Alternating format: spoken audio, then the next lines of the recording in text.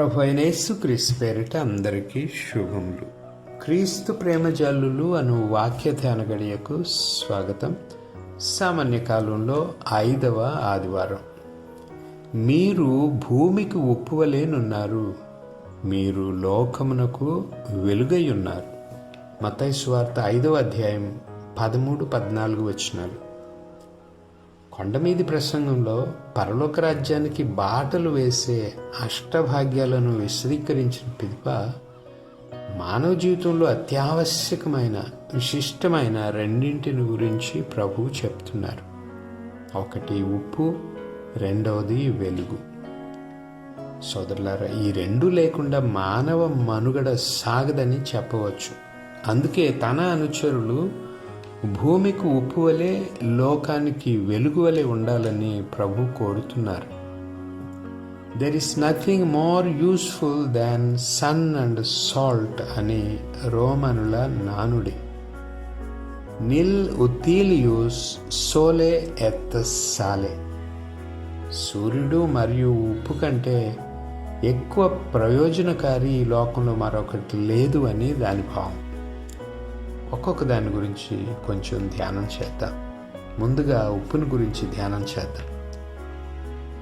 రోమన్ల నానుడి మరొకసారి చెప్పుకుంటే, there is nothing more useful than sun and salt, నిల్ ఉతీలియూస్ సోలే ఎత్ సాలే.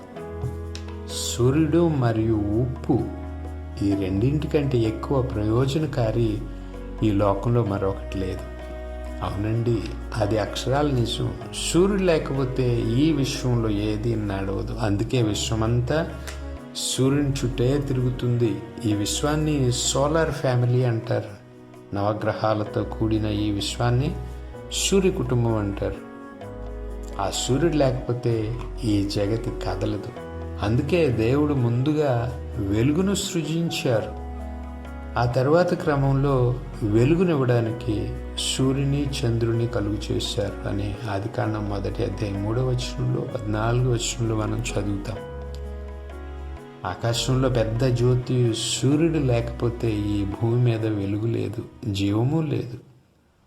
సూర్యుని వేడి వెలుగు లేకుంటే క్రొత్త ప్రాణం పోసుకోలేదు, ఉన్న ప్రాణులు బ్రతకలేవు. ఇక ప్రతిరోజు సూర్యుని చూడలేని దేశాల్లోని ప్రజలు ఆరోగ్యంగా బ్రతకడానికి ఎన్నెన్నో కృత్రిమ పద్ధతులు ఆశ్రయిస్తారు. సూర్యునికి అంత ప్రాముఖ్యత ఉంది. ఇక ఉప్పు విషయానికి వస్తే మనిషి మనుగడకు ఉప్పు కూడా అంతే అవసరం. శరీరంలో ఉప్పు శాతం తగ్గితే కండరాలు, నాడులు బిగుసుకుపోతాయి, మనం కదలలేము. శరీర ద్రవాలలో ఉప్పు ఉండి కావలసిన పోషకాలను, ఆక్సిజన్ను మనకు అందిస్తుంది. ఉప్పు శరీర ద్రవాల నిష్పత్తిని సరిగా ఉంచడమే కాక జీర్ణ వ్యవస్థను కూడా నియంత్రిస్తుంది. అయితే ఎక్కువ ఉప్పు తినడం కూడా హానికరమేనండి. కిడ్నీల మీద భారం పడి అవి పాడైపోతాయి, గుండెపోటుకు దారితీస్తుంది. అయినా ఉప్పు మన జీవితంలో అతి ప్రాముఖ్యమైన పదార్థం అండి. ఇక సాధారణంగా మనకు అందరికీ తెలిసినట్లు ఉప్పు వంటకాల్లో రుచిని ఇచ్చే పదార్థం. ఉప్పు లేని కూర చప్పగా ఉంటుంది. సరైన పాళ్లలో ఉప్పు లేని వంటకం తినాలంటే తాతలు దిగి రావాల్సిందే. ఇక ఉప్పులో ప్రముఖంగా 3 సద్గుణాలు కనిపిస్తాయండి. మొదటిది, ఉప్పు శుచికి, శుద్ధతకు చిహ్నం. ఈ రోజుల్లో టేబుల్ సాల్ట్ అంటూ ఉప్పు పొడి దొరుకుతుంది. పూర్వం అయితే గండ్రూపు లభించేది. స్ఫటికంలా తెల్లగా మెరుస్తూ ఉంటుంది. దాన్ని చూడగానే శుద్ధతకు చిహ్నంలా కనిపిస్తుంది. నిజంగా అది శుద్ధతకు మారిపోయారేనండి. ఎందుకంటే శుద్ధమైన సముద్ర జలాల నుండి విశ్వశక్తికి మూలమైన సూర్యరశ్మి వలన ఉప్పు తయారవుతుంది.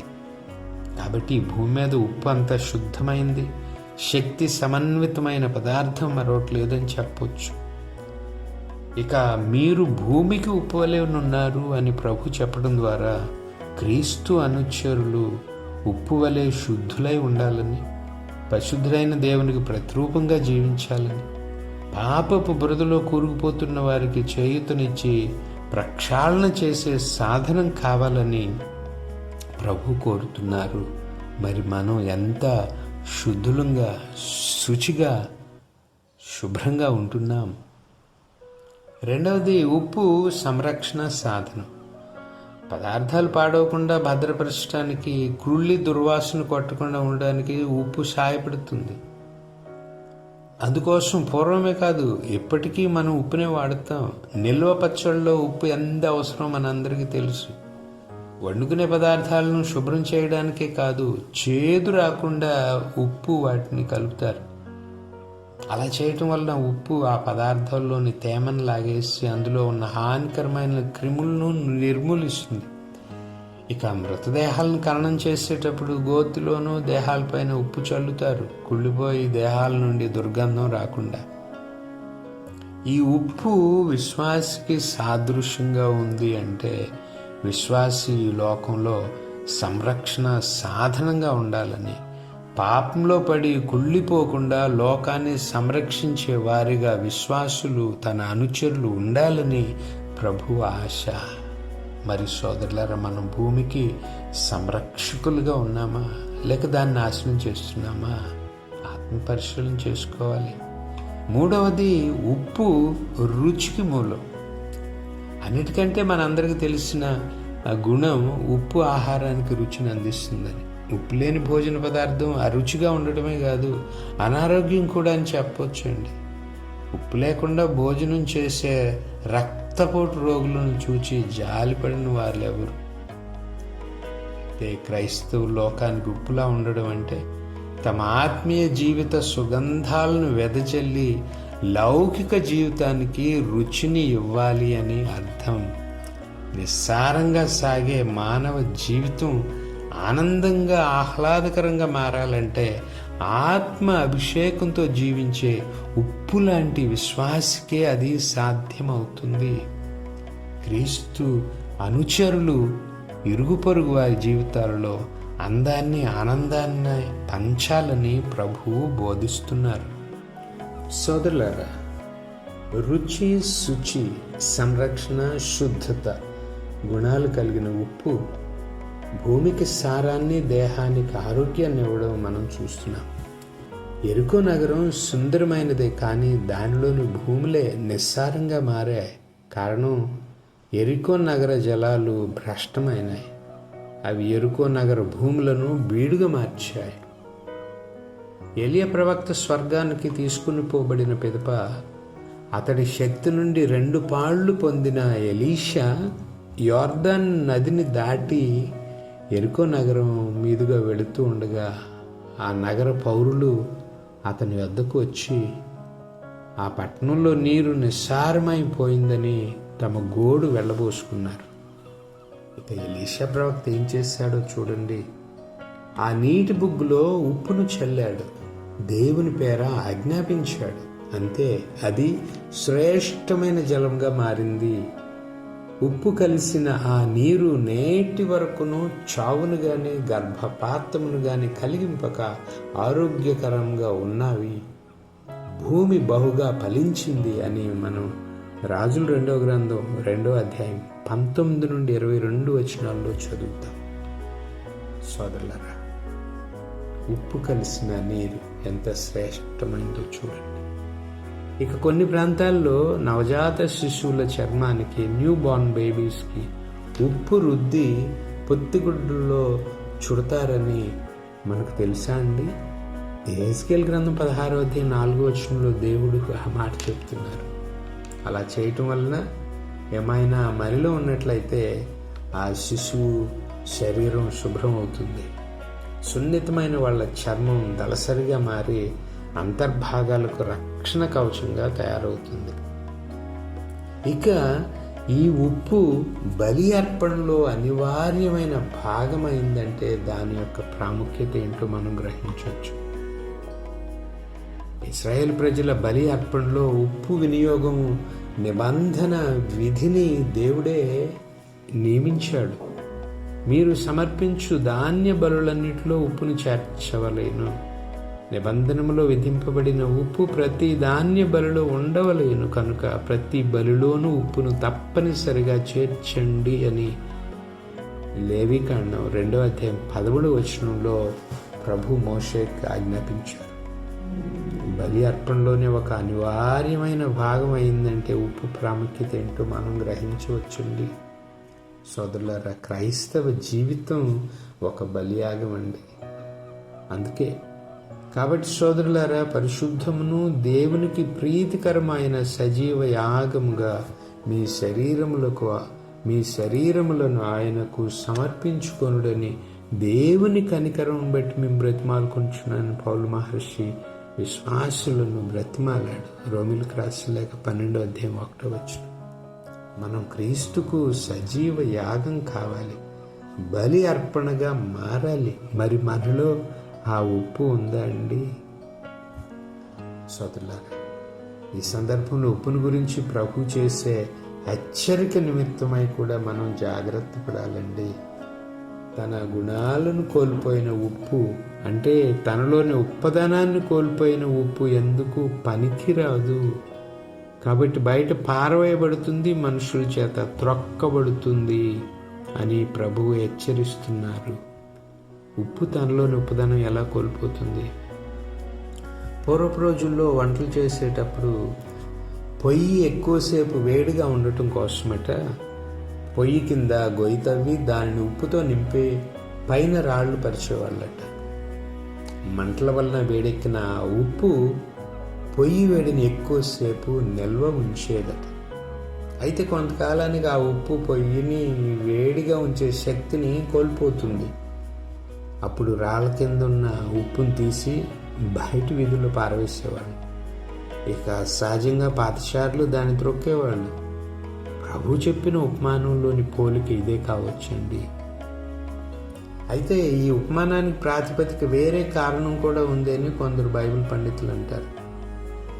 ప్రభు రోజుల్లో యూదుల్లో ఒక ఆచారం ఉండేదట. మతభ్రష్టుడైన యూదుడిని తిరిగి విశ్వాస సమాజంలో చేర్చుకున్నప్పుడు అతడి తప్పుకు ఒక ప్రాయశ్చిత్తం అతడు చేయాల్సి వచ్చేది. తన పశ్చాత్తాపానికి సూచనగా అతడు సినగోగు మందిర ద్వారానికి అడ్డంగా నేలపై పడుకోవాలి. ప్రజలు అతన్ని తొక్కుతూ మందిరంలో ప్రవేశించేవాళ్ళు. బహుశా ఆనాడు వాడుకలో ఉన్న ఈ ఆచారాన్ని ప్రభువు సూచించి ఉండవచ్చు అని కొందరు బైబిల్ పండితుల అభిప్రాయం అండి. ఏదేమైనా క్రైస్తవ విశ్వాసి తన ఉపదానాన్ని నిలుపుకోవాలి. తన శుచిని, శుద్ధతను, పవిత్రతను, విశ్వాసాన్ని కాపాడుకోవాలి. లేకుంటే అతడు విసర్జించబడతాడు. తనలోని ఉపదానాన్ని కోల్పోతే అతడు బలి అర్పణకు పనికిరాడు, దేవునికి దైవరాజ్యానికి పనికిరాడు. అందుకే ప్రభు హెచ్చరించారు, నీవు చల్లగానైనను వేడిగానైనను లేక నులివెచ్చగా ఉన్నావు కనుక నిన్ను నా నోటి నుండి ఉమియబోచున్నాను. దర్శన గ్రంథం 3:16. రుచి లేని పదార్థాన్ని ఎవరు సహించగలరండి? ఉపదానాన్ని కోల్పోయిన విశ్వాసి కూడా అరుచికరమైన పదార్థం లాంటి వాడే కాదు, అనారోగ్య కారకం కూడా భరించడం కష్టం. కాబట్టి ప్రభు బయటకు మిసివేస్తారు, లోకం కూడా తిరస్కరిస్తుంది. ఎందుకంటే అటువంటి వారి వలన లోకానికి వనగూరే మేలు లేదు, వచ్చే రుచి ప్రయోజనం ఉండదు. కాబట్టి మనం రుచిని, శుచిని, శుభ్రతను, శుద్ధతను కలిగి ఉప్పులా జీవిద్దాం. ఇక సోదరులారా, ప్రభు ఈరోజు చెప్తున్న రెండవ విషయం, మీరు లోకమునకు వెలుగై ఉన్నారు. సోదరులారా, ప్రభు మన గురించి ఎంత గొప్ప మాటలు చెప్తున్నారు గమనించారా? లోకమునకు వెలుగును నేనే అని చెప్పిన ప్రభువే మీరు లోకమునకు వెలుగై ఉన్నారని మనతో అంటున్నారండి. మనలను తనతో సమానంగా హెచ్చరిస్తున్నారు. దేవునికి స్తోత్రాలు. అయితే అంత హెచ్చింపుకు మనం యోగ్యులమేనా? మరి ఆ భాగ్యాన్ని మనం నిలుపుకుంటున్నామా? సోదరులారా, వెలుగుకు ఉన్న గొప్పతనం ఏంటో మనకు తెలుసు. మన చుట్టూ వెలుగే లేకపోతే మనం గుడ్డివాళ్ళతో సమానం. చూడగలిగిన కళ్ళు మనకు ఉన్నా వెలుగు లేకపోతే మనం దేన్ని చూడలేం. ఒక వస్తువు మీద పడిన వెలుగు పరావర్తనం చెంది అది మన కళ్ళకు చేరుతుంది. అందువలన ఆ వస్తువు మనకు కనపడుతుంది. కాబట్టి వెలుగు లేకుంటే కళ్ళు ఉండి కూడా మనకు ప్రయోజనం ఏమి ఉండదు. అందుకే ఈ భూమి ఆకాశాలను వాటిలో ఉన్న సమస్తాన్ని సృష్టించినప్పుడు దేవుడు ప్రప్రథమంగా వెలుగును సృజించాడు. అప్పుడు వెలుగు కలుగునుగాక అని దేవుడు ఆజ్ఞాపించను, వెంటనే వెలుగు పుట్టెను. ఆదికాండం 1:3. ఈ సృష్టి ఎంత అందంగా ఉన్నా వెలుగు లేకపోతే ప్రయోజనం శూన్యమండి. ఆ అందాలను సౌందర్యాలను మనం దర్శించుకోలేము. సోదరులారా, అంత గొప్ప వెలుగుతో ప్రభు ఈరోజు మనల్ని పోలుస్తున్నారు.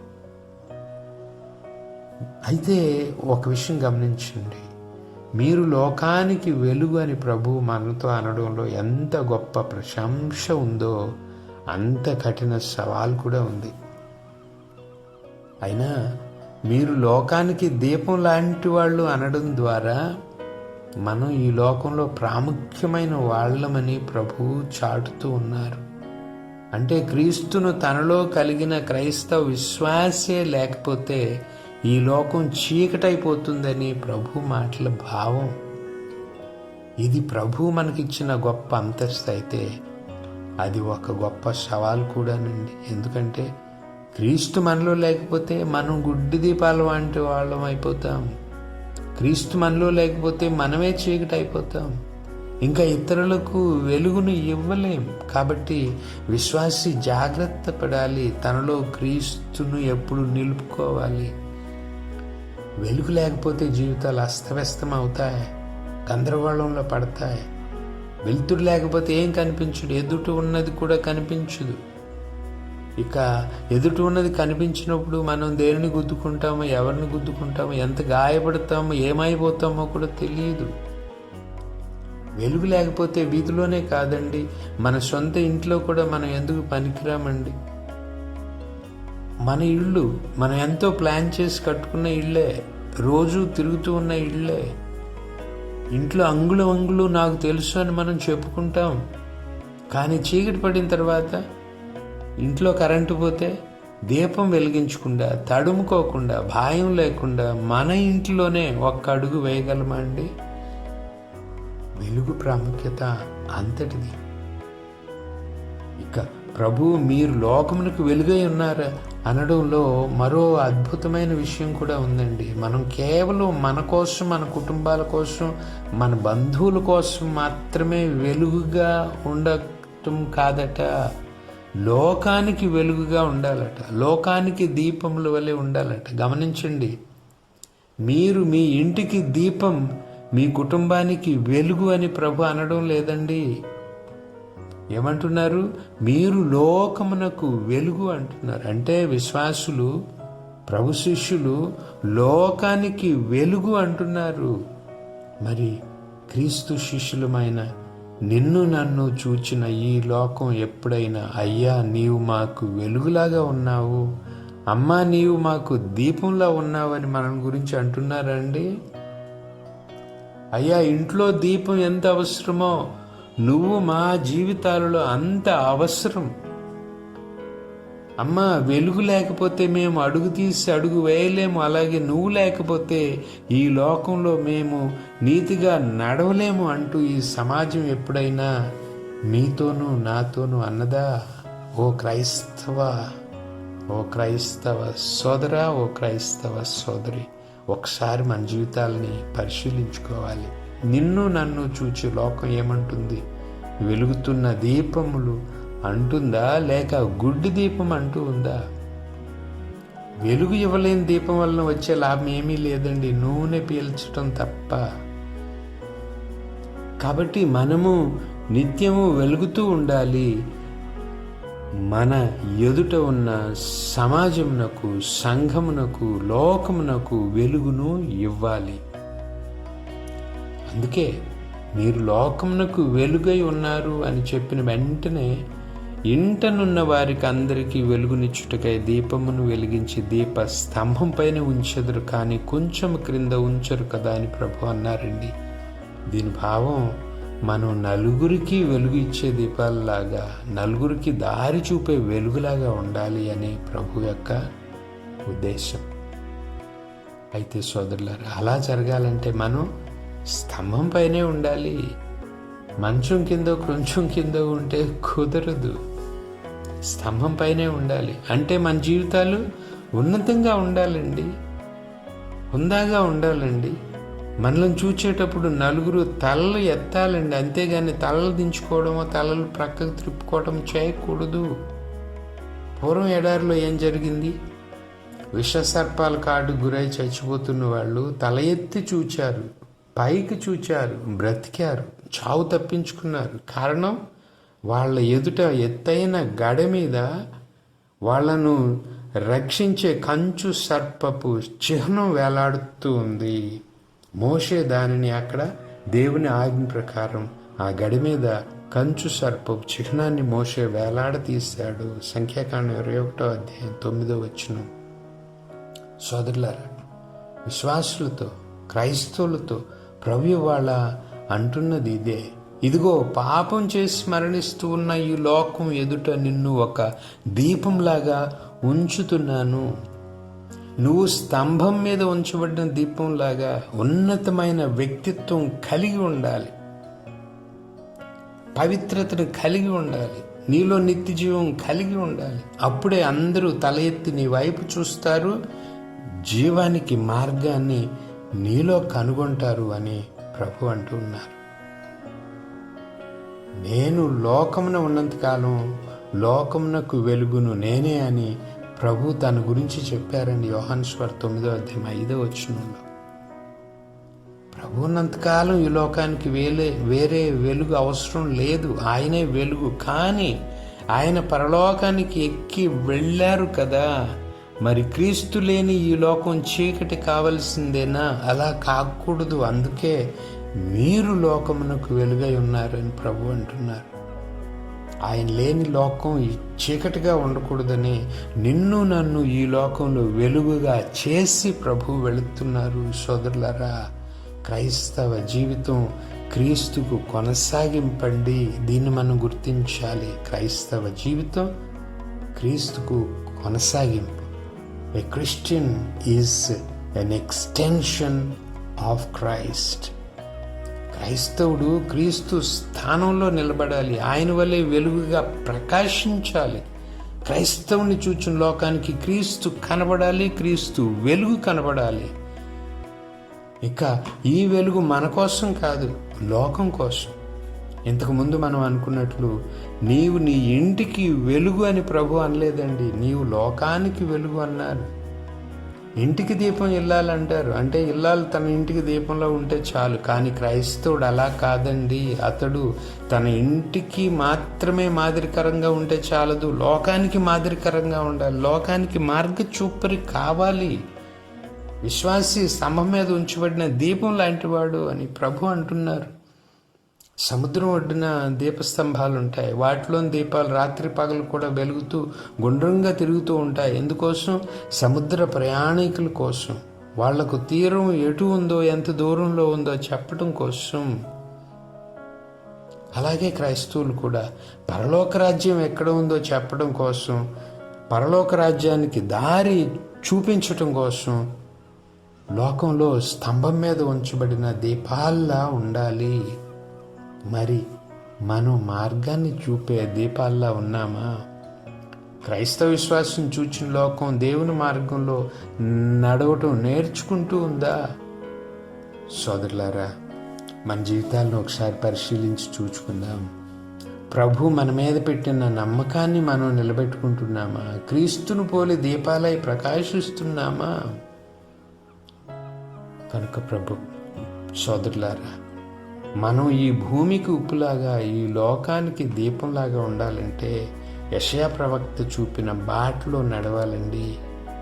ప్రవక్త ద్వారా దేవుడు అంటున్నాడు, మీ భోజనమును ఆకలిగొన్న వారికి వడ్డింపుడు, ఇల్లు వాకిలు లేని వారికి మీ ఇండ్లలో ఆశ్రయముండు, బట్టలు లేని వారికి దుస్తులిండు, మీ బంధువులకు సహాయం నిరాకరింపకుడు. అప్పుడు నా కృప ప్రాతకాల సూర్యుని వలె మీపై ప్రకాశించును, మీ గాయములు త్వరగా మానును, మీ పుణ్యం మీకు ముందుగా నడుచును, నా సాన్నిధ్యము మీ వెనువెంట వచ్చును. యెషయా గ్రంథం 58వ అధ్యాయం 7-8 వచనాలు. సోదరులారా, మన సత్కార్యాలు మనకు ముందుగా నడుస్తాయట. మన సత్కార్యాలను చూచి దేవుడు మన వెంట నడుస్తారట. ఇక ఆయన మన వెంట ఉంటే అంతా వెలుగే. దేవునిలో నడిచేవాళ్ళు, దేవునితో నడిచేవాళ్ళు వెలుగువలే ఉంటారు. వాళ్ళల్లో చీకటి ఉండదు, వాళ్ళలో చప్పదనము ఉండదు. స్తంభం మీద ఉన్న దీపంలో నలుగురికి సన్మార్గం చూపిస్తూ ఆదర్శంగా ఉంటారు.